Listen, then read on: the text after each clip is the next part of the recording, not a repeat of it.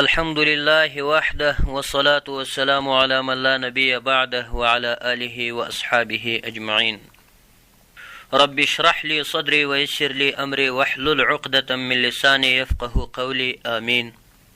خوږو او قدرمنو حاضرینو السلام علیکم ورحمة الله وبرکاته. هر کله چې الله جل جلاله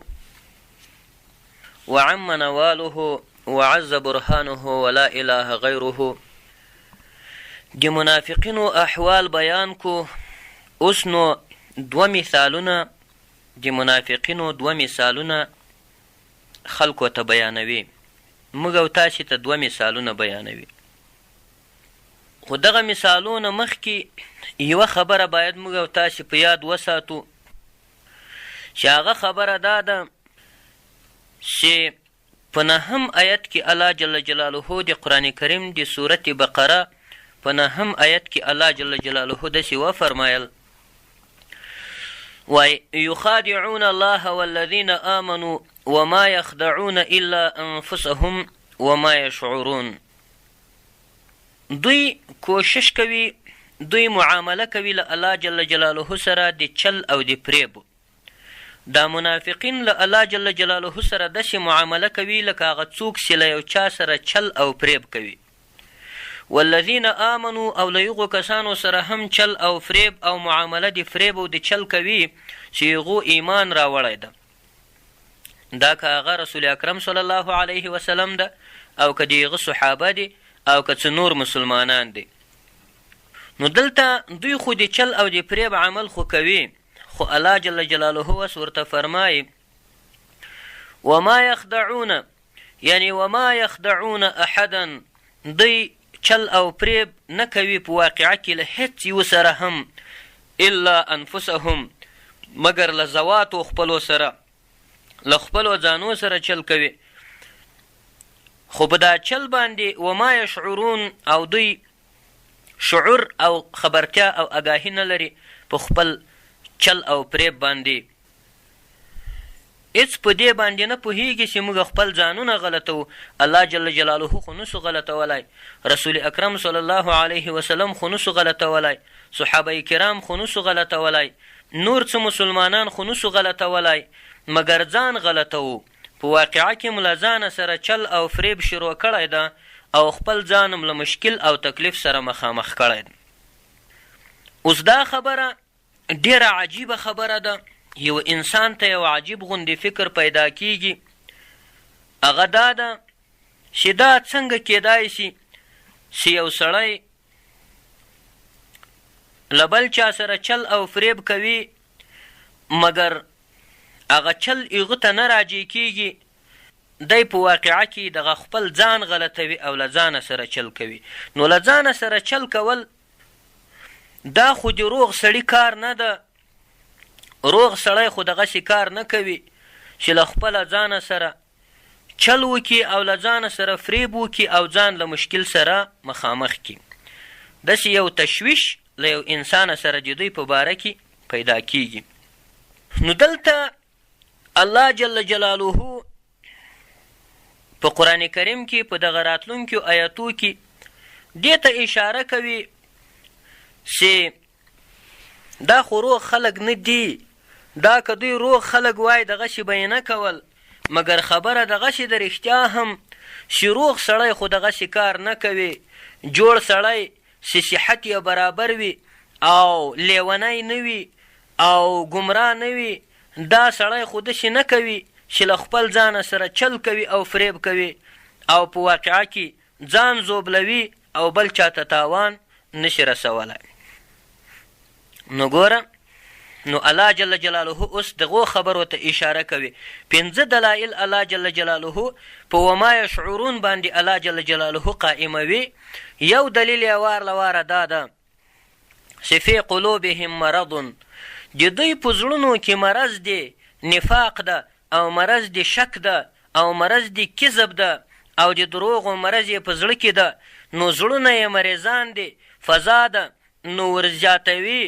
یا ورزیات کو هم دوی ته الله خدای جل جلاله مرض هغه مرض دی دوی. ځکه چې دوی افراط کړی و په نفاق کې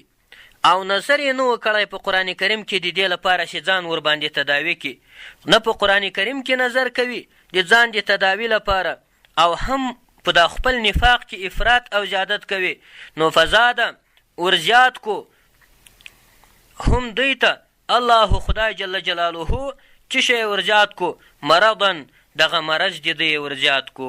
نو ګوره دلته خو نو دا معنا چې دوی دومره ناپوهان دي او دوی خپل ځان غلطوي او له ځانه سره چل او فریب و مخادعه کوي او په واقعه کې له مسلمانانو او له الله جل جلاله سره فریب نشي کولای. نو د دې خبرې چې دا دوی ځان غلطوي او ځان ته تاوان رسوي، د دې خبرې دلیل الله جل جلاله اول دلیل په دغه 10 آیت کې بیان کو. فی قلوبهم مرض، د دوی په زړونو کې مرض د نفاق ده یا مرض د شک ده یا مرض د کذب او د درواغو ده. نو چې د چا زړه مریض وي، د چا زړه بیماري او د چا زړه کې شک او ریب موجود وي او د چا په زړه کې کذب و درواغ موجود وي، نو دغه سړی خو نو بس اتې ځان غلطوي او بل څوک نشي غلطولی. نو یو دلیل د دې خبرې چې دوی ځان غلطوي او مسلمانان نشي غلطولی، دا تاوان ځان ته رسوي، دا وجه یې دا ده چې فی قلوبهم مرض، د دوی په زړونو کې څه شی ده؟ دا مرض د نفاق ده. یو دلیل یې دغه ده. دوم دلیل الله جل جلاله بیانوي واذا هغه وخت قیل لهم لا تفسدوا فی الارض، چې وویل شي دوی ته چې تاسې فساد مه کوئ په ځمکه کې، نو قالو انما نحن مصلحون، نو دوی وایي چې موږ چې یو مصلحون یو، ام په ظاهر کې ام په باطن کې موږ په صالحه لار باندې روان یو. نو ګوره دلته چې دوی ته وویل شي چې لا تفسدو، تاسې فساد مه کوئ، یعنی تاسې له اعتدال او له میانروي چې مه وځئ، په نفاق کې افراط مه کوئ فی الارض په دا ځمکه کې. نو قالو دوی به ویل یا دوی وایي انما نحن مصلحون، بېشکه خبره دا ده بله نه ده، موږ چې یو په صالحه او په نیکه لار باندې روان یو. نو ګوره دوم دلیل الله جل جلاله بیان کو چې دوی ته بد ځان ښه ښکارېږي، مفسد ځان مصلح ورته ښکارېږي. دغه خپل مرآت یې خراب ده، خپله آینه یې خرابه ده، په آینه کې چې وګوري نو دوی ته دغه بده څیره ښه ښکارېږي او په ځان باندې غره دي او په ځان مغرور دي او په ځان غلط دي، ځکه هم په دا خپل حال باندې دوی شعور نه لري او دوی نه پې پوهېږي. نو ګوره الله جل جلاله د دوی خبره د دوی کیسه ور رد کړه، وایي الا انهم هم المفسدون ولکن لا یشعرون، تاسې خبر اوسئ په دې باندې چې بېشکه دوی چې دي دوی مفسدین دي، ولیکن دوی په دغه باندې هم نه دي خبر. صحیح ده چې دوی مفسدین دي، په دا خپل فساد باندې نه دي خبر، ځکه چې د دوی په زړونو کې مرض ده. نو په زړونو کې چې د چا مرض وي نو هغه خواتې په دې باندې نه پوهېږي چې زه په ښه لار باندې روان یم او که په غلطه لار باندې. اوس یو دریم دلیل الله جل جلاله بیانوي، هغه دا ده واذا قیل لهم آمنوا، په 14 آیت کې الله جل جلاله وایي واذا قیل لهم آمنوا، کله چې دوی ته وویل شي چې تاسې ایمان راوړئ کما آمن الناسو، لکه څرنګه چې صحابه وو هغه کاملو خلکو ایمان راوړی ده، نو قالو انؤمن کما آمن السفهاء، دغه یې دریم دلیل ده. دوی ورته وایي چې آیا موږ ایمان داسې راوړو لکه څوک لکه هغه بېعقلان چې صحابه کرام دي العیاذ بالله، په هغو باندې دوی جناپوهانو ګمان کوي. نو ګوره دغه دریم دلیل ده چې دوی د خدای په بندګانو د الله جل جلاله په رجالو باندې د خدای جل جلاله په خلکو باندې دوی د څه شي د بېعقلانو د صفهاء ګمان کوي. نو دوی چې د صفهاء ګمان کوي نو خو دغه د دوی په دغه باندې نه پوهېږي، نو خو دوی خو ناپوهان دي. خدای پاک ویلی دي الا انهم هم الصفهاء، خدای پاک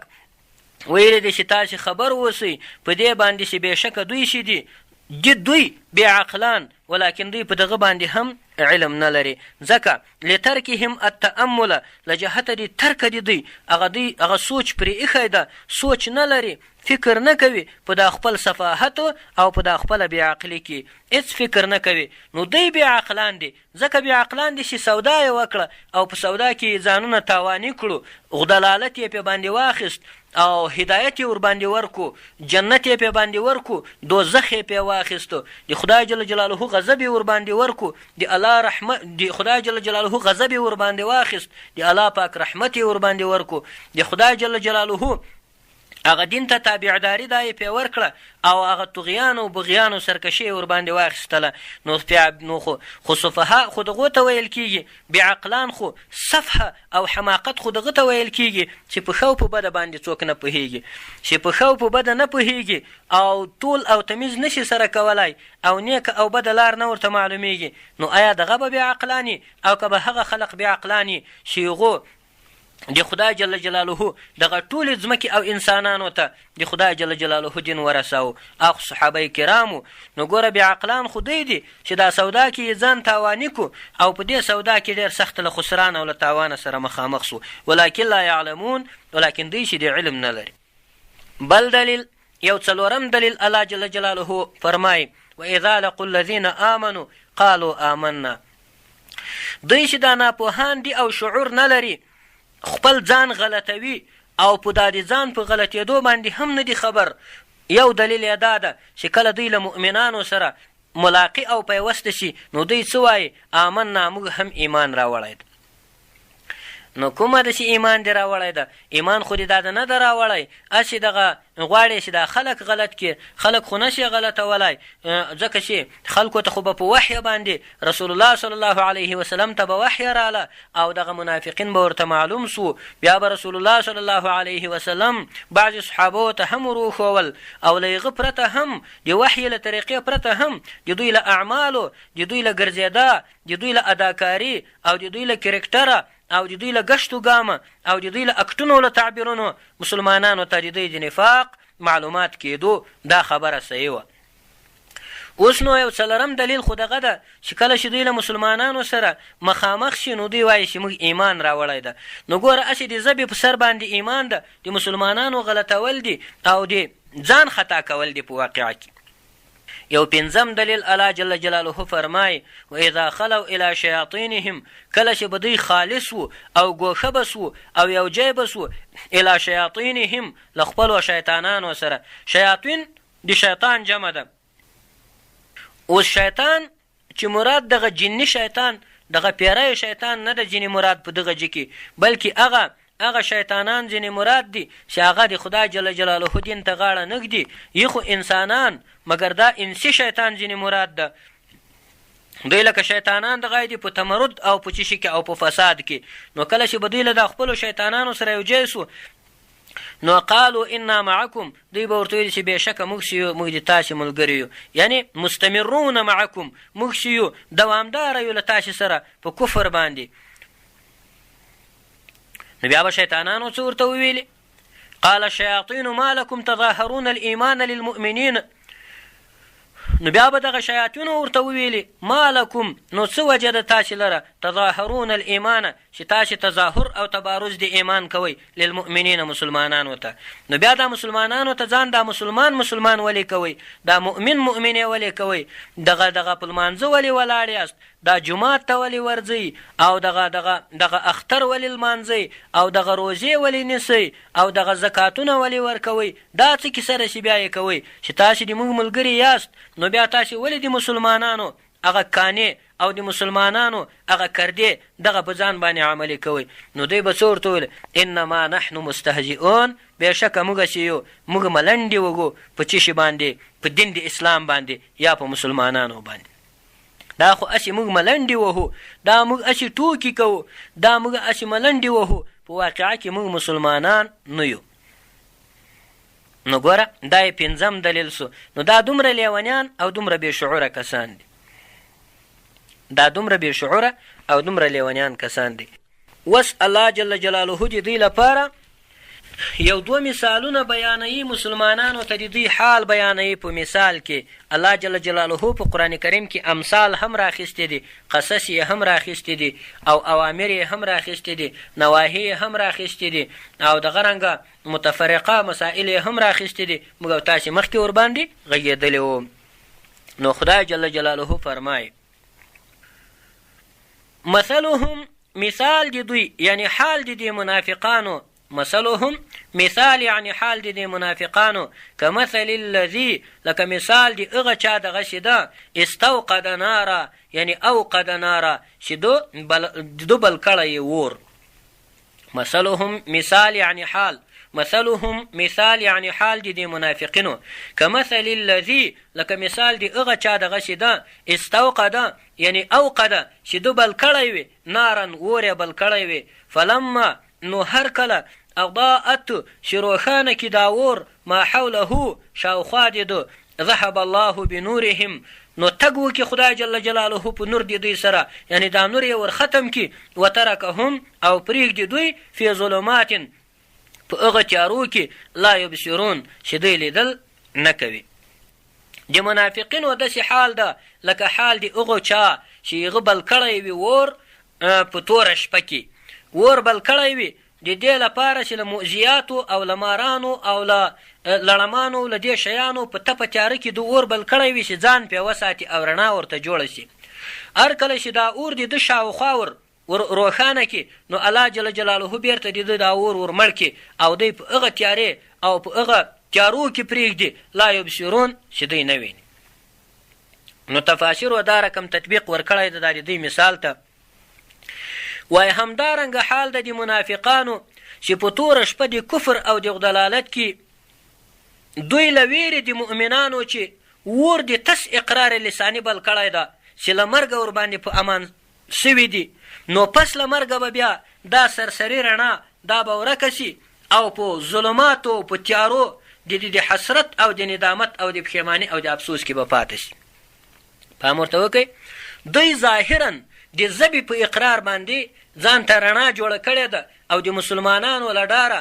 ځان په امان کوي په دغه خاطر په اسلام او ایمان باندې دوی اقرار کوي نو ګوره دغه سرسري رڼا یې ځان ته بل کړې ده د ژبې په واسطه باندې ځان ته رڼا جوړه کړې ده بیا چې کله نو دا صحیح ده په ژوند کې خو به دوی په امن وي ځکه چې دوی د اسلام دعوا کړې ده او په خوله باندې ځانونه مسلمانان بولي نو دغه ده له مرګه خو به خلاص شي مسلمانان خو به څه ورته ونه وایي مګر دی ده چې کله چې دوی وفات شي او دوی مړه شي نو بیا به دغه سرسري رڼا او دغه د ژبې رڼا دا به ورکه سي او په تیارو د پښیماني او د افسوس او د حیرانتیا کې به پاته سي ګوره مثلهم مثال د دوی کمثل الذي لکه مثال د هغه چا دغسې ده استوقد ناره چې هغه بل کړی وي اور فلما اضاءت نو هر کله چې روښانه کي دغه اور ما حوله شاوخوا د ده رڼا کي نو ذهب الله بنورهم تګ وکړي خدای جل جلاله په نور د دوی سره یعنی دغه د دوی نور ختم کړي یو باد پرې راولي یا یو باران پرې وکړي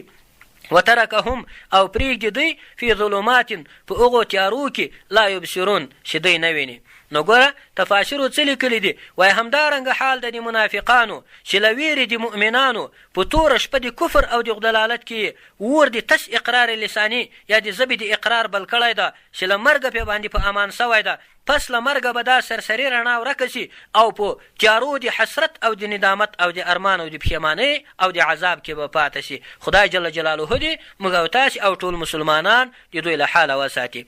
دغه موضوع الله جل جلاله په دغه رقم باندې بیان کړه الله جل جلاله فرمای صم کاڼه دي دوی صم کاڼه دي دوی له څه شي چې له اورېدو د حق څخه حق نه اوري حق دوی هیڅ کله نه اوري حق خبره چې ورته کوي دا دوی نه اوري نو صم کاڼه دي دوی له څه شي چې له اورېدو د حق چې او بکمن ګونګان دي دوی له اقراره په حق باندې هیڅ کله هم دوی اقرار نه کوي عمي ړانده دي دوی له لیدلو د حق څخه فهم لا یرجعون نو دوی له دا خپل منافقته او له دا خپله فساده چې بیرته نه راګرځي صم کاڼه دي دوی له اورېدو د حق څخه بکمن ګونګان دي دوی له اقراره په حق باندې عمي ړانده دي دوی له لیدلو د حق څخه فهم لا یرجعون نو دوی چې د رجوع نه کوي یعنی دا معنا چې حق ته نه راګرځي بس چې دغسې خراب سوي دي دغسې پسې خراب سوي دي نه سمه خبر دوی په غوږو باندې اوري نه په سمه خبر باندې دوی اقرار کولی شي او نه سمه خبر دوی ویني یعنی نه دوی حق اوري نه په حق باندې اقرار کوي او نه حق ویني فهم لا یرجعون نو دوی چې دی بیا بلکل د خپل نفاق او له فساده څخه رجوع دا نه کوي دا یو مثال الله جل جلاله په دوی باندې تیر کو خدای جل جلاله دغه یو مثال دا په دوی باندې تیر کو اوس دلته بل مثال الله جل جلاله بیانوي او کصیب یا مثال د دوی لکه د هغه باران د هغه تیز باران داسې ده من السماء چې هغه باران له جانبه د اسمانه چخوي فيه ظلمات چې په دې باران کې تیارې وي یعنی مثلا 3 تیارې پکې وي یوه تیاره د شپې وي یوه تیاره د ورېځې وي بله تیاره د باران پکې وي ځکه باران هم یو څه تیاره جوړوي او ورېځ هم یو څه تیاره جوړوي او شپه خو د تیاره نو او کصیب یا خو مثال دی د منافقانو کصیب په مثال او په حال دی د هغه باران غوندې ده من السماء چې هغه له جانبه د اسمانه وي فيه ظلمات چې په هغه کې 3 تیارې موجودې وي مثلا یوه تیاره د شپې وي بله تیاره د ورېځې وي بله تیاره د باران وي ورعد او په دې کې هغه تالنده وي او ټکه وي او غربی او دربی و پکې وبرق او په دې کې برېښنا او څه شی او هغه دلته رڼاګانې او برېښناګانې دا پکې موجودې وي یجعلون نو دوی ګرځوي یعنی دوی ننباسي دوی کیباسي اصابعهم دا ګوتې خپلې یعنی دا سرونه د ګوتو خپلو یعنی اناملهم خپل انامل یعنی هغه سرونه د ګوتو فی آذانهم په غوږونو خپلو کې من الصواعق له جهته د سخت اوازه د صاعقې یعنی د تندرو او د ټکو او د تالندو له سختو اوازونو چې ګوتې په غوږونو کې ننباسي حذر الموت له جهته د ویرې د مرګه والله او خدای جل جلاله چې ده محیط چاپیر ده له جهته د علم او د قدرته بالکافرین په کافرانو باندې یکادو نږدې وي البرقو چې دغه برېښنا یخطفو چې ړندوي ابصارهم دا سترګې د دوی کلما اضاء لهم هر وخت چې لږ روښانه کړي دا برېښنا دغه لاره لهم دوی ته مشو نو دوی تګ کوي فیه په دې لاره کې واذا اظلم علیهم قاموا او کله چې بیا تیاره پې باندې ورولي په دوی باندې نو بیا څه شی کوي بیا قامو دوی درېږي ولو شاء الله نو که چیرته مشیت او اراده دی الله جل جلاله ولو شاء که چیرې اراده وکړي او مشیت وکړي الله خدای جل جلاله لذهب نو خامخه تګ به وکړي الله جل جلاله بسمعهم په هغه ظاهري غوږونو د دوی باندې و ابصارهم او په دا ظاهري سترګو نظرونو د دوی باندې یعنی خدای پاک که چیرې اراده ورته وکړه سترګې به یې هم دا برسیره ورړندې کړي او دا برسیره غوږونه به یې هم ورکاڼه کړي ان الله علی کل شیء قدیر بېشکه الله جل جلاله دا په هر څه باندې قادر ده نو اوس دغه مثال تطبیق دغه د بارانه د مثال چې الله جل جلاله بیان کړی ده چې دا د منافقانو حال دا رقم ده لکه هغه باران چې له جانبه د اسمانه وي او په دې کې تیارې وي او په دې کې تالنده وي او ټکه وي او په دې کې برېښناوې وي او یو سړی په دښته کې ایثار وي یا یو څو کسان په دښته کې ایثار وي دا خپلې ګوتې په غوږونو کې ننباسي له جهته د سخت اوازه د تالندې له جهته د ویرې د مرګه او قریبه وي چې دا برېښنا د دوی سترګې ورړندوي او هر کله چې لږ رڼا دوی ته جوړه کړي نو دوی تګ کوي په دا چا کې په دا رڼا کې او کله چې تیاره ورباندې ورسي دوی چې بیرته ودرېږي نو دغه مثال چې الله جل جلاله بیان کړی د دې تطبیق هم تفاسیرو داسې کړی ده وایي همدارنګه حال د دې منافقانو چې په توره شپه د کفر او د ضلالت کې پې باندې ورېږي باران د اسلام چې سبب د ژوند د زړونو ده بیا هر کله چې نازل چې په دوی باندې حکم د جهاد له کفارو سره نو دوی دا خپلې ګوتې په خپلو غوږونو کې ننباسي له دې ویرې چې خامخا چې دا حکم او دا امر په موږ باندې ونه شي بیا چې کله دوی وویني هغه برېښنا د غنیمتونو او هغه د ولجو چې مسلمانانو ته کوم غنیمتونه او ولجې له کفارو چې په لاس باندې ورځي نو د دوی زړه بیا دغې خواته ور روان شي چې ولا زه خو مسلمان سوی وای اوس به مې دا غنیمتونه او دا ولجې موږ ته هم په لاس باندې راغلي او بیا چې هر کله هغه بیرته یې ورپام شي هغه سختیو ته په اسلام کې هغه تکلیفونو ته هغه عبادتونو ته هغه زکاتونو ته هغه حجونو ته هغه د مسلمانانو زامتونو ته نو بیرته یې زړه ودرېږي او په خپل ځای باندې ودرېږي ګورئ تاسې پام ورته وکړئ کله چې دغه برېښنا ورښکاره شي نو دی بیا منډه پکې واخلي دا برېښنا داسې مثال لري چې دا غنیمتونه په اسلام کې دغه خوندونه په اسلام کې دغه ګټې او فایدې چې کومې دي دغو ته چې وګوري بیا نو اتې لکه لږ رڼا چې پرې جوړه شي بیا په دې کې منډه واخلي نو غواړي چې دی هم مسلمان سوی وای او د مسلمانانو په جمع کې درېدلی وای. خو بیا چې هر کله بیرته د ده هغه د اسلام تکالیفو د اسلام زحمتونو د اسلام مشقاتو دغو ته یې سره ورپام شي نو بیا څه وشي نو بیا یې بیرته زړه ودرېږي او بیرته په ځای باندې ودرېږي. بیرته څه وشي بیرته په ځای باندې ودرېږي. بیرته یا چې له اسلامه چې زړه واوړي له اسلامه یې زړه تور شي له دینه یې زړه واوړي او بیرته دغه پریشانۍ او دا تکلیفونه زحمتونه دا ډېر ورته ښکاره شي بس اتې بیرته ودرېږي او بیرته لکه هغه تیاره چې پرې جوړه شي بیرته په خپل ځای باندې ودرېږي. نو ګوره د منافقینو لپاره الله جل جلاله سخته رسوایي او مشکلات بیان کړي دي. الله جل جلاله هغه کته درجه د دوزخ د دوی لپاره بیان کړې ده. الله جل جلاله قرآن کریم کې فرمایي ان المنافقین فی الدرک الاسفل من النار، بېشکه دغه منافقان چې کوم دي دا به په هغه کته درجه په هغه درک اسفل په هغه کته درجه د دوزخ کې به دوی موجود وي. یعنی منافق چې ده تر چا تر هغه سوچه کافر تر هغه معلوم کافر چې ده دا منافق بد ده. په دې خاطر چې ته اعتماد پې وکړې ته اعتبار پې وکړې ته یې مسلمان وبولې ته یې مؤمن وبولې ته اسرار او رازونه ورته بیان کړې ته د اسلام هغه خوندونه ورته بیان کړې ته د اسلام هغه ریاضات و دیانات ورته بیان کړې ته په اسلام کې هغه وجیبې او فریضې ورته بیان کړې دا ورته بیان کړې تا وغږوي او له هغه بعده بیا بیرته څه وکړي بیا بیرته دغه رازونه اسرار دا هغه پټې پټې خبرې هغه کومې چې د اسلام و د ایمان خبرې دي دا بیا بیرته وړې او د کفارو په جمع کې هلته کیني هغو ته دغه رازونه دغه اسرار بیانوي او تا ته د سائس او مشکلات جوړوي. نو دغه څه شی ده دا د منافقینو خبره ده. الله جل جلاله د دوی په باره کې فرمایي ان المنافقین فی الدرک الاسفل من النار، بېشکه دا منافقین چې دي هغه کسان چې دوی نفاق اختیار کړی ده هغه کسان چې دوی په ظاهره مسلمان دي او په باطن کې غیر مسلمان دي او ایمان نه لري دا به څه شي دا به فی الدرک الاسفل په هغه درک اسفل یعنی په هغه کته طبقه کې به وي من النار له اوره د دوزخه څخه. نو دا منافقین د دغو حال الله جل جلاله موږ او تاسې ته په دغو ایتونو 14 ایتونو کې بیان کو او الله جل جلاله په دغه 14 ایتونو کې د دوی 2 مثالونه هم موږ او تاسې ته بیان کړو چې د دوی مثالونه یو مثال یې له دغه جې شروع کېږي چې مثلهم کمثل الذي استوقد نارا دغه جې شروع کېږي په فهم لا یرجعون باندې ختمیږي او دوهم مثال د دوی چې ده هغه په أو كصيب من السماء فيه ظلمات ورعد وبرق يجعلون أصابعهم في آذانهم من الصواعق حذر الموت والله محيط بالكافرين يكاد البرق يخطف أبصارهم كلما أضاء لهم مشوا فيه وإذا أظلم عليهم قاموا ولو شاء الله لذهب بسمعهم وأبصارهم إن الله على كل شيء قدير. دغه تر دغه جې پورې دغه د منافقینو حالو تر شلم آیته پورې دلته د منافقینو خبره ختمه سوه.